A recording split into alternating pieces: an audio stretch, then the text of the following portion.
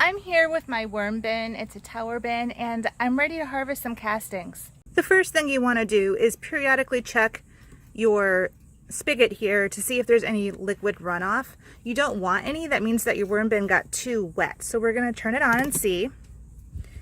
And nothing's coming out. That's a good sign.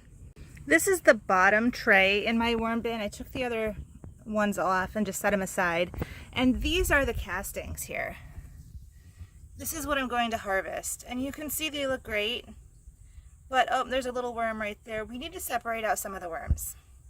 So, all I'm going to do is take this container here, and I'm just going to use my hands to dig through and sort through the worm castings. Sorted through a bunch. I'm using 2 containers, one to put the castings and then one to put the worms.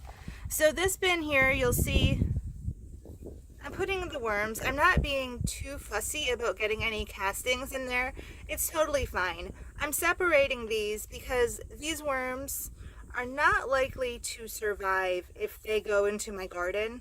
These are composting worms, and they don't live in garden soil very well unless I'm putting food in my garden, like trench composting. One thing I wanted to point out, I put a bunch of peach pits in my compost. I was being lazy, and this is worm compost. They're not going to eat this peach pit. But what I see in some of these, and I'm not sure if this one had them, was a bunch of worms inside. So I'm just going to toss these. I'm not seeing any in this one. I'm going to toss these back in, though, to the other side of the worm bin where the food scraps are, just in case. It's not a big deal to put things from finished castings back into the active worm composting area. Now I have this really great bin full of worm castings that I can use in my garden or in my flower pots or vegetable plants to make some really great soil. I'll put it, for the most part, just on the top of the soil in my planting beds and my container garden so that my plants can get some fertilizer, and I'll gently work it in with my fingertips. I'm not going to go crazy with any type of a tool in the top of my garden beds right now because there's stuff growing in there, and I want to make sure that I don't damage the root system.